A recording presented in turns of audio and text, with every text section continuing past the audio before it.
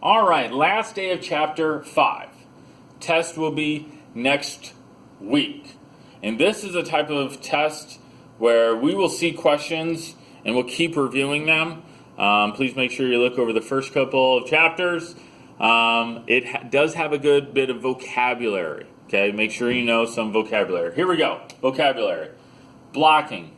Blocking means separate individuals before experiments. We know ahead of time, especially with drugs, especially with treatments, that males and females act differently. So at the beginning of an experiment, they would say, all right, we're just going to shove all the males to the left, females to the right, and just study males, just study females, and see what happens. Also, young and old. Young and old people, young and old dogs, young and old lots of things. Race also has on there maybe their opinions of politics, maybe even on genetics. Race does, we know, play a role.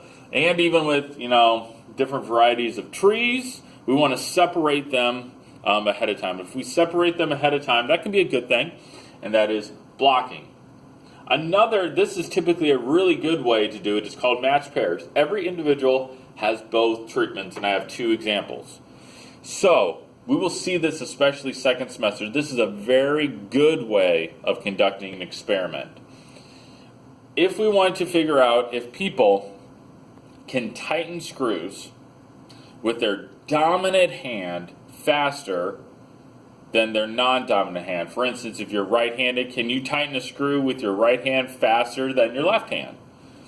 We should have every single person tighten their screws with their right hand, and then have every single person tighten the screws with their left hand, and compare your results. How much faster were you with your right hand than your left hand? So every single person has both treatments, screwing it with your right hand and screwing the screw with your left hand.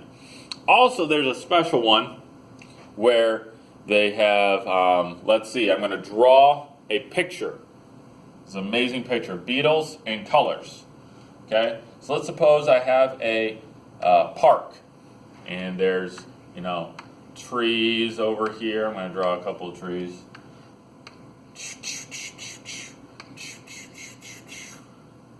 And then there's a river going through this park.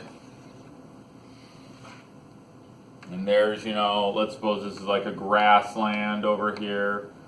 Some dry grass over here. And, some other grass colors. Does that make you think of grass? Hope it does. Let's suppose there's this muddy swamp over here. Muddy, swamp over here. And there was a research group that wanted to know if beetles were more attracted to red or to green. Okay? Red or green. Okay? I forgot. There's like this rocky area over here. Gotta have a fourth area. So, let's suppose they give each of these a number. 1, 2, 3, 4, and they randomly selected that they should put like a red plate over here, and a red plate over here, and then a green plate over here, and a green plate over here. And they randomly selected how to do this. Okay? So they spent, a week and counted how many beetles landed on these plates and how many beetles landed on these plates and compared the results. That's really not the best way of doing it. Was there randomization in there? Yeah. But do you see a problem? I do. There might be just more beetles over in the forest and swampy area rather than the grasslands and rocky area. That could be possible. So what in the world does a matched pairs look like? A matched pairs would say, we're going to put a red disc and a green disc in every spot. So actually, it looks something like this. So in each spot there was a red and green disc, and they were right next to each other. So this is the idea of matched pairs. In every treatment, so that would be or not every treatment. Every treatment would be both treatments, green and red. In every location, there was green and red. Okay, every location, there was green and red. I'm sure that was exciting to you to talk about, beetles and how some scientists care what color beetles are attracted to. So that's matched pairs. Every single individual has all the treatments. What else do I have? I don't think too much, actually. What is blind versus double blind? Blind means the people in the study don't know what group they're in. We talked about placebos. So if we have a new drug, that one group gets, the vaccine, whereas the other group does not get the vaccine. The individuals, the people getting the shots, shouldn't know if they're getting the real vaccine or if they're getting, a fake drug. They shouldn't know. That's blind. Double blind means the people collecting the data on the individuals doesn't know. For instance, if I have a new drug that I think is going to relieve headaches faster, and I've worked really hard on it, when I give the people the drugs and then ask them, hey, how long did it take you for your headache to go away?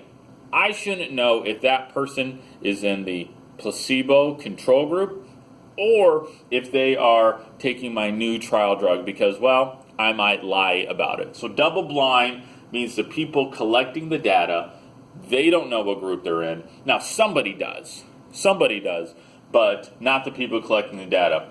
Lastly, the book kind of throws this in there.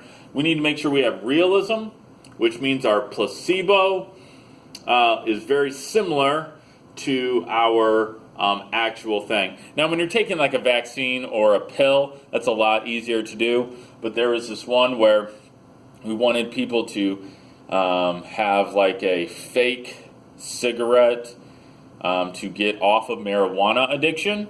So we wanted to, hey, let's see if we can make a fake cigarette that's a marijuana cigarette that is not nearly as harmful for you as marijuana, and see if that will work. Well, the results of the test were the people knew that they were getting placebo. They knew they were getting fake cigarettes, so they knew they were getting, fake pot rather than real pot. So there was a lack of realism. Your placebo needs to be look real. I think that's it. Yeah, I just have this. This is my favorite joke of all time. Favorite joke of all time. Why did the Scarecrow win an award? Whoops. Because he was outstanding in his field. Ha ha! All right, be prepared for a test.